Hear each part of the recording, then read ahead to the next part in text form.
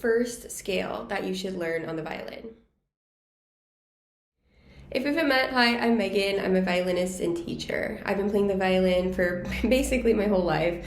I have my bachelor's and master's degrees in violin performance, and I'm also Suzuki trained. If you're enjoying my videos, please make sure to subscribe to my channel. It's truly the biggest thing that you can do to help me out and say thank you for all of my instruction. And if you're wanting to work with me more closely, you can check out the description for all the different ways to do so. So you might know, or you might have heard, that scales are the basis of all Western music. But what is a scale really? Well, at its simplest, a scale is a sequence of notes that start and end on the same note and don't skip any notes in between. So for example, if you start on A, you end on A, and you play every note in between. You also might know that scales have different notes. They have different key signatures. So different notes that you need to play either sharp or flat within this scale. The way that you figure out what notes you need to play sharp or flat is through the pattern of half and whole steps. So all major scales follow the same pattern of half and whole steps, which is whole, whole, half, whole, whole, whole, half.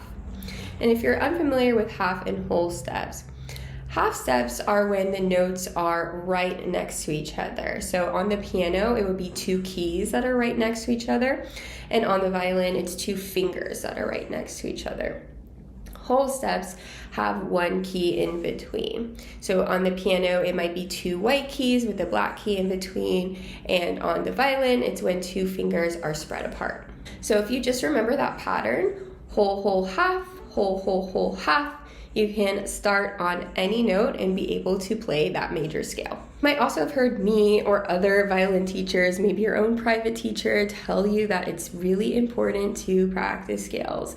But why is that? Well, in short, scales can help you improve virtually any aspect of your technique. If you're a beginner, you might practice scales focusing on keeping your bow hold in place. You might focus on keeping your bow straight. You might focus on intonation and just posture of your left hand and posture overall. If you're a more intermediate player, scales are a great way to learn new positions and how to shift. Scales can also be a great way to practice vibrato. If you're a more advanced player, you're going to practice scales to learn to play faster, to develop your fluidity in all positions, and to work on your sound, particularly in the high registers, but also just overall. So please don't neglect your scales. They're important, I promise. All right, now that you know what scales are, how to build scales, and you know that they're important to practice, let's learn our first scale. So the first scale that you should learn, in my opinion, is an 1 octave A major scale. 1 octave simply means that it goes from A to A once. The key signature of A major is 3 sharps. Key signature is just a fancy word for how many sharps or flats there are that occur in the scale based on that pattern of half and whole steps that we already learned. So the sharps in the key of A major are F sharp, C sharp, and G sharp. Let's play. So you're going to start on open A string. Then you're going to play B first finger.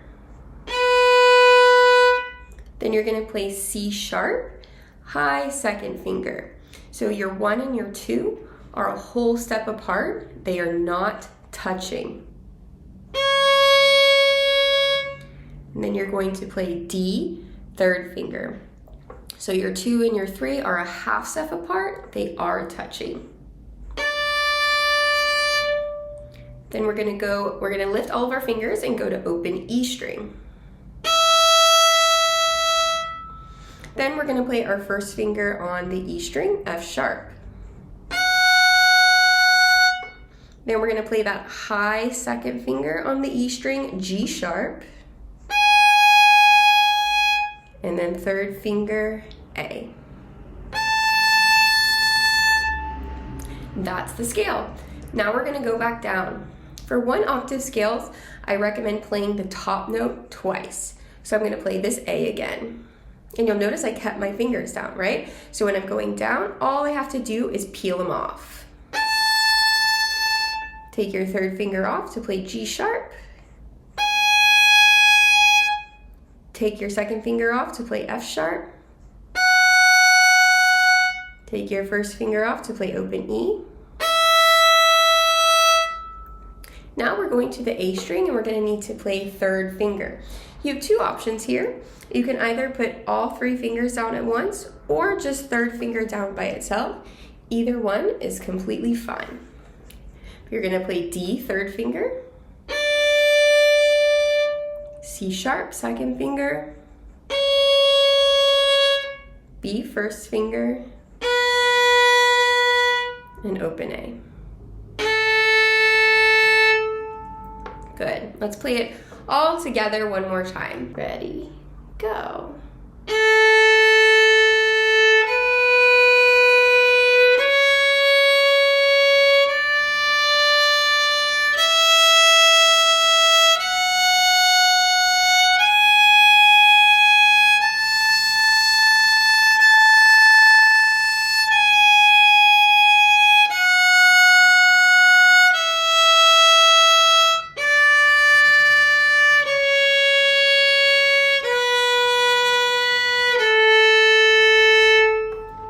You did it. You just played your first scale on the violin, an A major scale.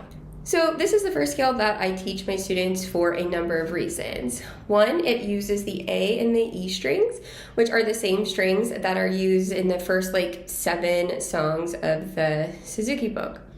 2, it uses this finger pattern where 2 and 3 are touching, which again mirrors the the finger pattern in the Suzuki books.